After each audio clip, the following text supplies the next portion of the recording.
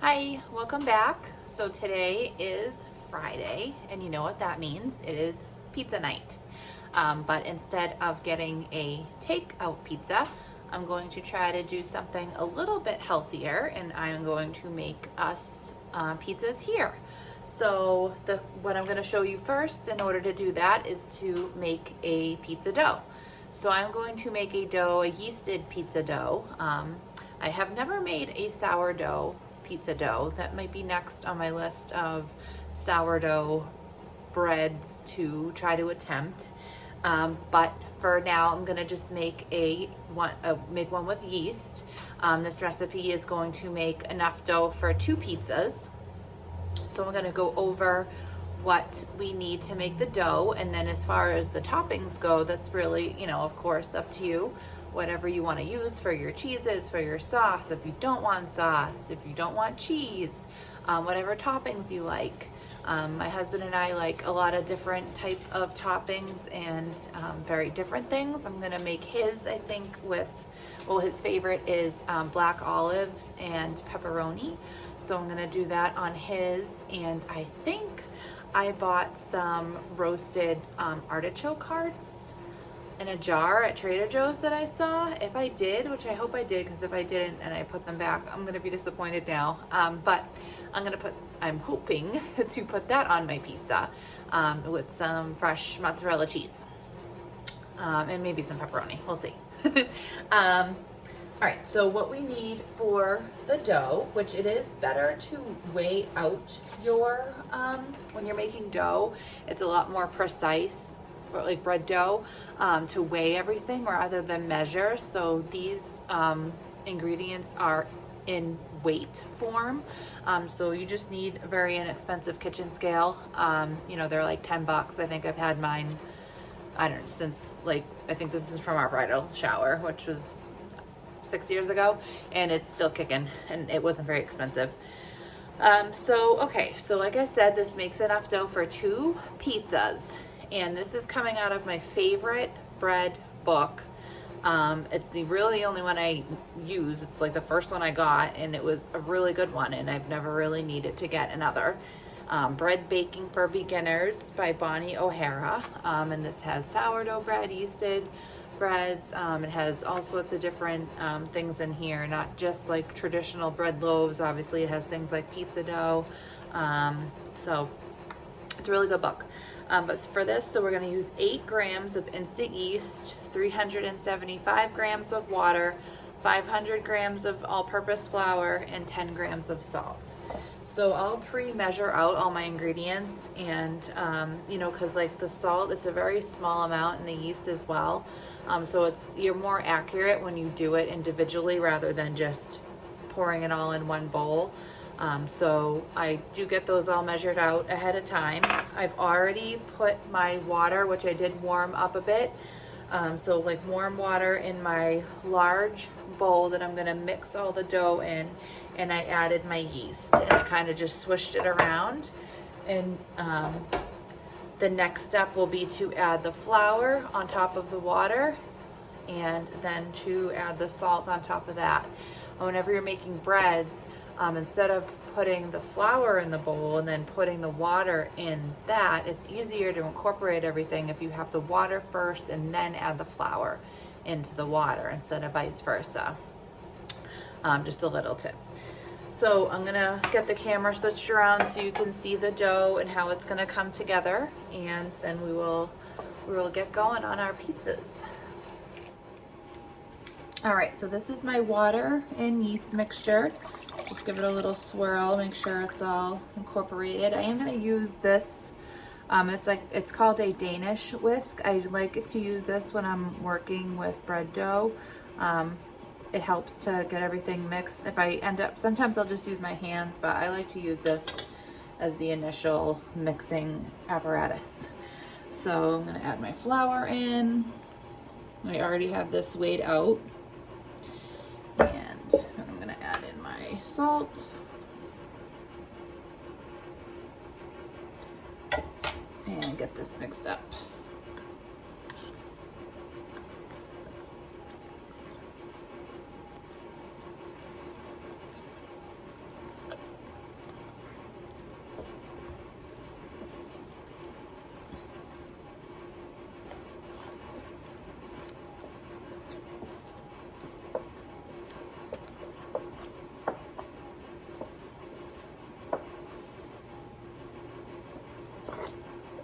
gonna look really shaggy at first. I'm actually gonna go in with my hands, I think, to get the, I always like to use this to kind of get it started. I don't really like my hands getting sticky and getting like dough stuck on my hands, which is something that I've had to kind of get over as I've started to get into bread making. I don't really like the feeling of it. So I like to use that to at least get it started. And you're not gonna get like a cohesive dough really at this point. We're just wanting to make sure that all the flour and water are incorporated. So it's gonna look really shaggy. It's not gonna look like a nice dough at this point. So don't panic. As you can see, mine is not looking very pretty at this stage. All right, so that's pretty, you know, everything's mixed in nicely. Just de-dough my fingers here. So we're just gonna let this sit for 20 to 30 minutes at this stage to let everything get nice and absorbed. And then we'll come back. This is a no knead recipe, so we're not gonna really be doing any like intensive kneading, which is nice.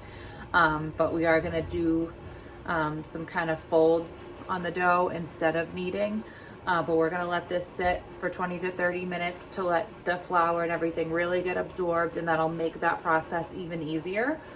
So I'm just gonna cover it with a tea towel, and I'll be back in 20 to 30 minutes, and we'll move on to the next step.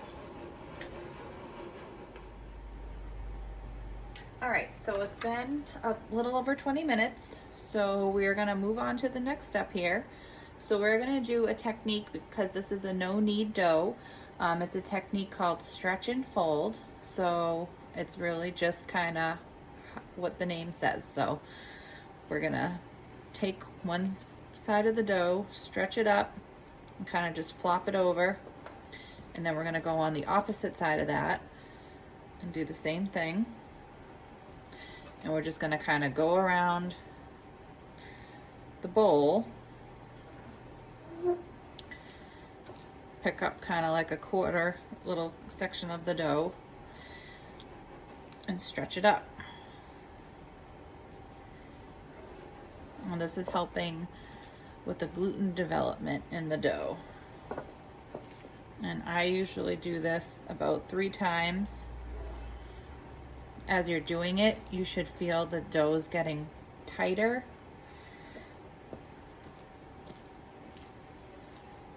And less stretchy. So this is my last round here. All right.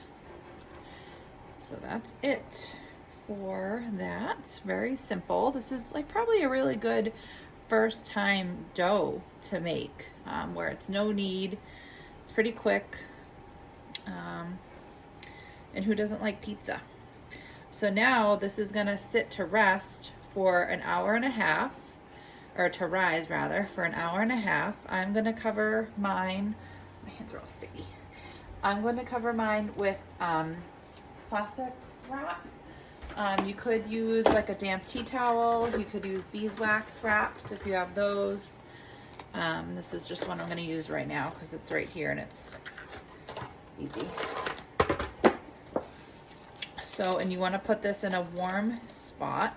I do have my pellet stove going, so I'm gonna go put mine kind of near there, just so it's, you know, needs a warm spot to rise. If your kitchen is cool, it may just take a little longer, but it should be about an hour and a half. It's not as temperamental where we're using the yeast. So we'll check back then. And then we're basically, you know, almost ready to make pizza at that point. So almost instant gratification. Not a lot of hands-on time with this. It's mostly, you know, you do a couple quick steps and then you let the dough hang out for a while. So, yeah. All right, so we'll check back in an hour and a half. All right, so it's been about an hour and a half and we can check our dough. And it has risen quite a bit. Look at that. So we're gonna tip this out onto the counter I like to use, I have this with some flour in it that I like to use to sprinkle the countertop with. Seems to work pretty well. So, just gonna get this tipped out.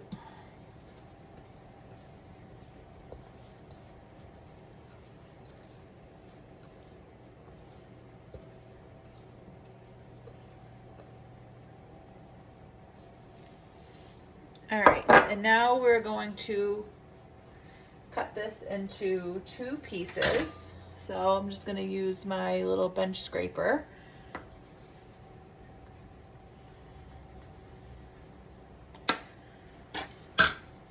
This is our future 2 pizzas. I'm gonna form this into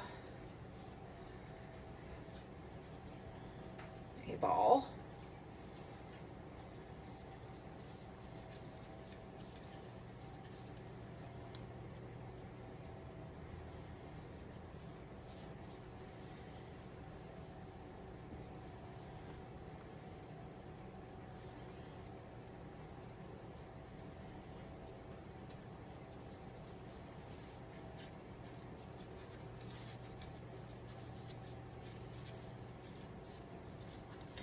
All right, so now we got our 2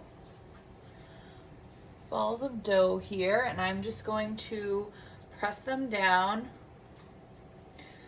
and start to form them into like a flat disc.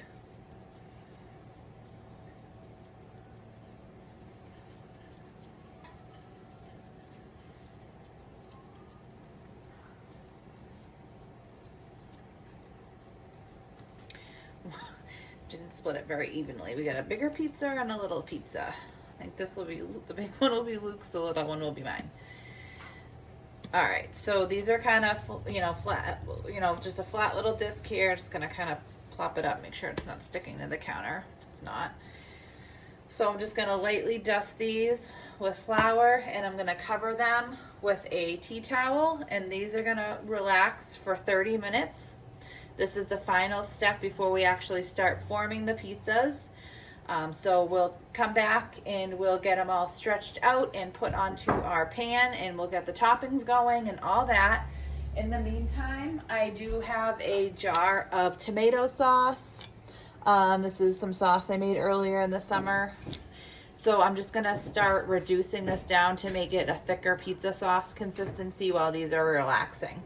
Of course, if you just buy your pizza sauce, it's nice and thick, but this is a little thinner. So I'm gonna get that going, get my toppings all out, and I'm going to get the oven preheated as well, because you do want them to go into a very hot oven. So I'm gonna set my oven to 450, so it's nice and piping hot when we get the pizza ready to go in.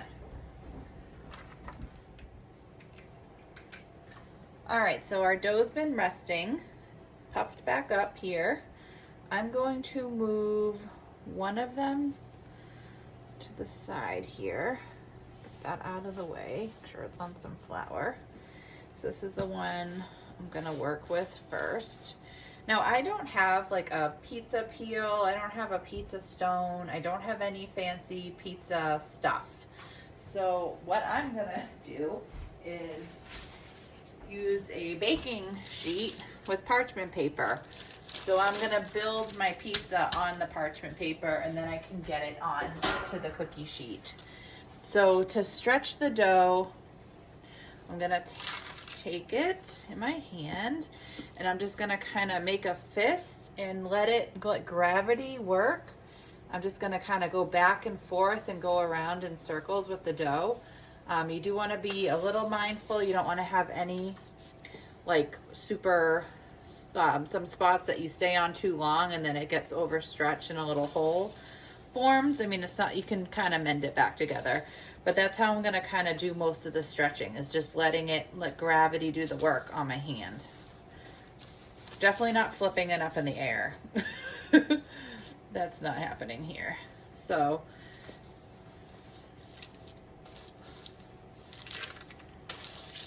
and then I'm just going to kind of stretch it about.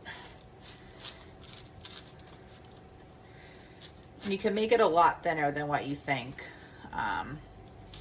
it does, you know, bake up.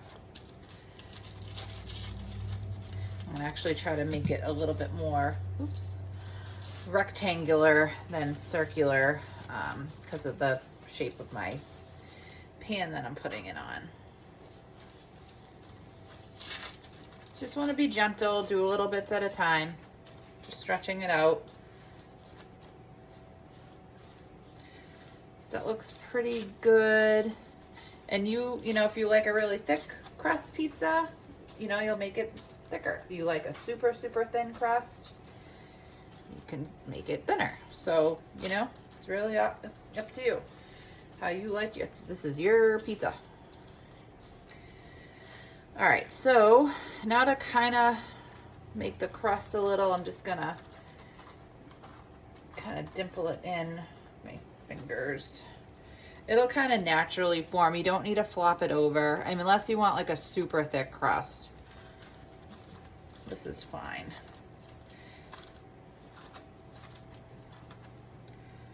All right.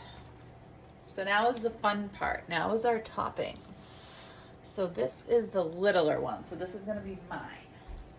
I did have the artichoke hearts. These are marinated grilled artichoke halves that I found at Trader Joe's. I'm gonna use some of those. And I'm gonna use some black olives. These are just the sliced black olives.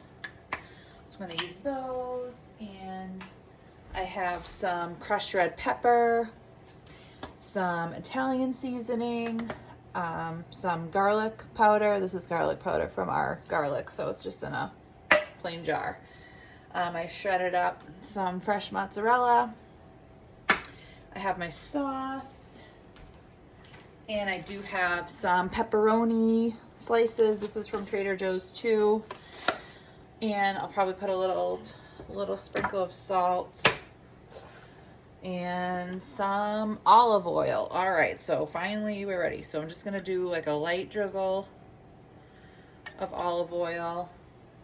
And where's my little, we got this little guy, kind of spread it around a little.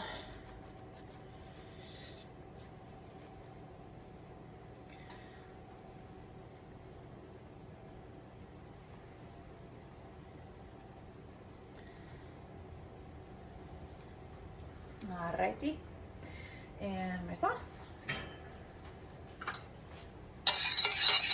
So this is just plain tomato sauce. I did put just a little bit of garlic powder and some pepper. And you don't need as much as you think. You just really need, well, I mean, for our taste anyways, but you definitely don't want to over sauce it.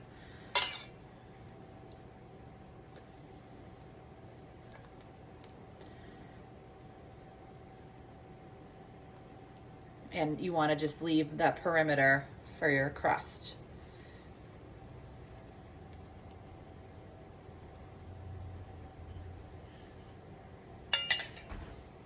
All right, so then I'm gonna put some seasonings.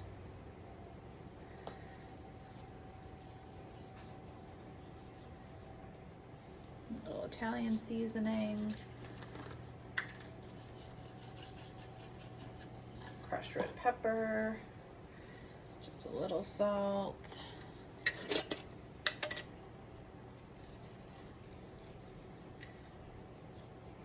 This is garlic powder.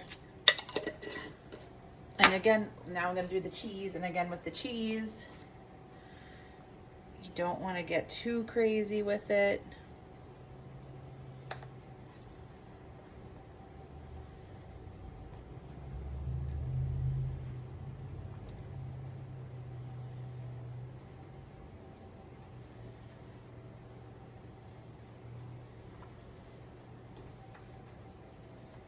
Plenty.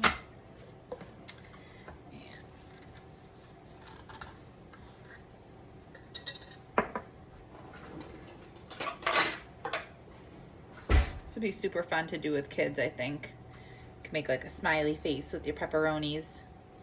All sorts of cute stuff.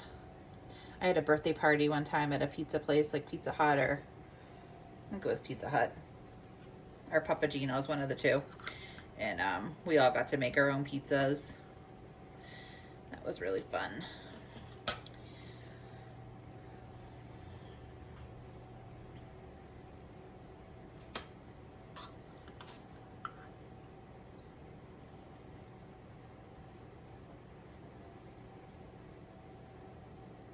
I think that's plenty of those.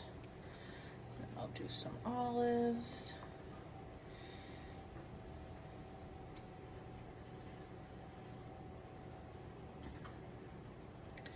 I think that's good for my pizza. So I'm gonna get this onto the baking sheet and then we will start working on Luke's pizza. All right, so again, I got my parchment paper, have my dough. I'm just gonna kind of start it by putting it on my fists, letting gravity do the work, kind of just going around in a circles, trying to stretch it out evenly.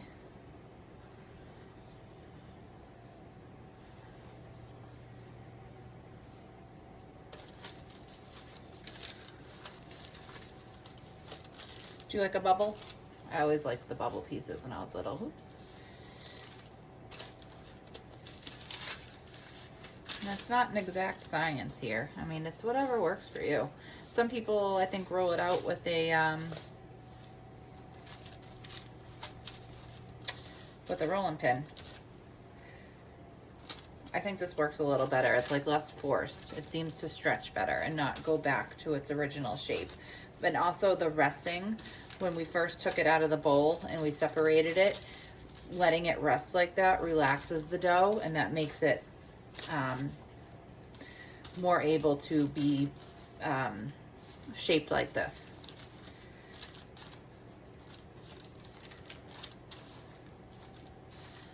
All right.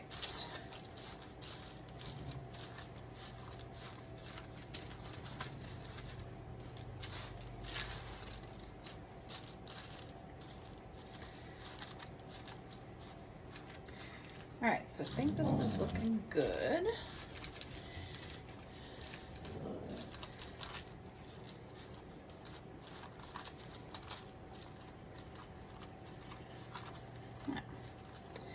This is pretty good. So I'm gonna do my little olive oil drizzle. And brush that around.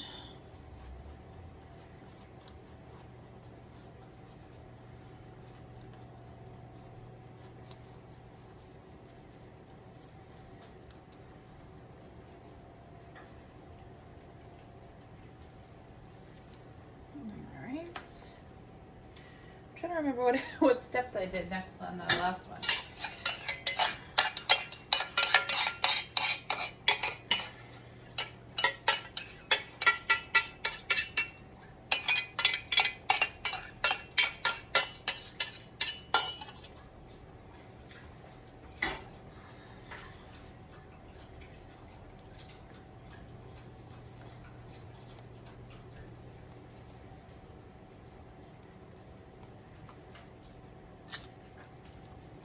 I feel like with the sauce, less is more for us in particular.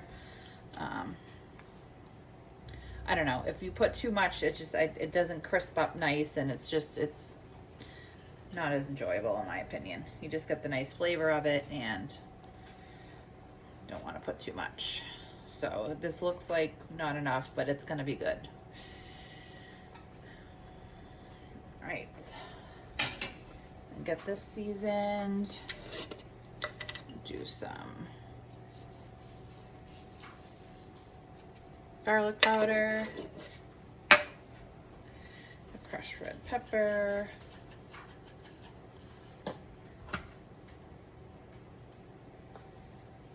Italian seasoning. And you don't have to do this if you don't want. If you want to, you know, some simpler flavors. Just do a little bit of salt. And I think that's it. So I'm gonna do my cheese.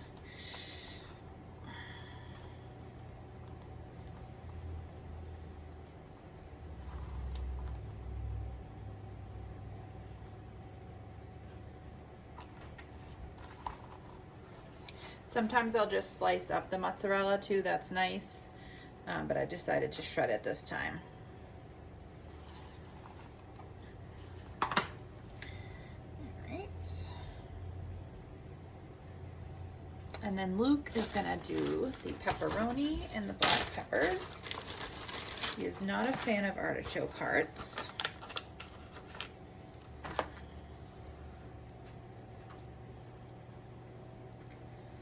He's gonna want a lot of ronies.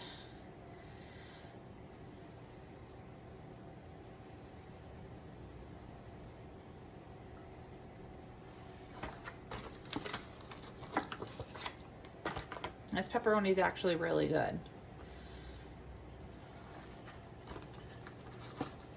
Especially for like a pre-sliced.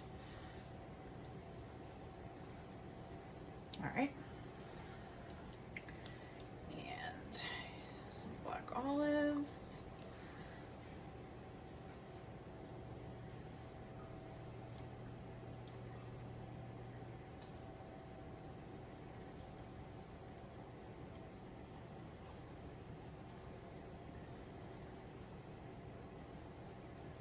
All right, I think that's good.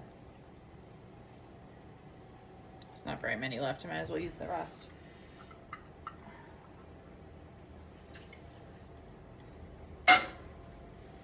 Alrighty. All right, so now this one's done. So now they are ready to pop into the oven. I do like to put them like inverted on the baking tray. So this is the top of the baking tray. So that way there's more space. You don't have to fit it into the actual sheet, baking sheet. So these are going to go into a 450-degree oven, and they are going to bake, so anywhere from 9 to 18 minutes. So it's kind of just depends on your oven specifically. Just keep an eye on it, start checking it at about 9 minutes or so. And you want to, you know, just keep an eye on it. You'll tell when it's done, when it's golden brown, it looks crisp on the bottom. And we'll go from there. So I'm gonna pop it in the oven, and then I'll show you what the finished product looks like. All right, so here we are, our two beautiful pizzas.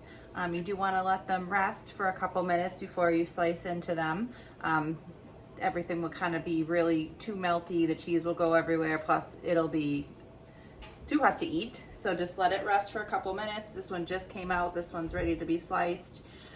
So now we will enjoy our pizza night. Thank you for joining me on this week's episode, this week's video, whatever you want to call it. I do appreciate you all that are subscribing and leaving me, you know, the thumbs up on the videos. I really do appreciate it. The more engagement you know I have with you all, the more people that will be able to see the channel. So it is very much appreciated. That being said, if you do enjoy, if you would leave a thumbs up, if you want to leave me a comment, let me know, you know, if you ended up trying to make your own pizza, what your favorite toppings are, different combinations you're trying, things like that. If you have any questions, just, you know, let me know. Any comment is great. I will reply to you and help you out best I can if you're having any trouble. So yeah. So give me a subscribe, a like, all that jazz.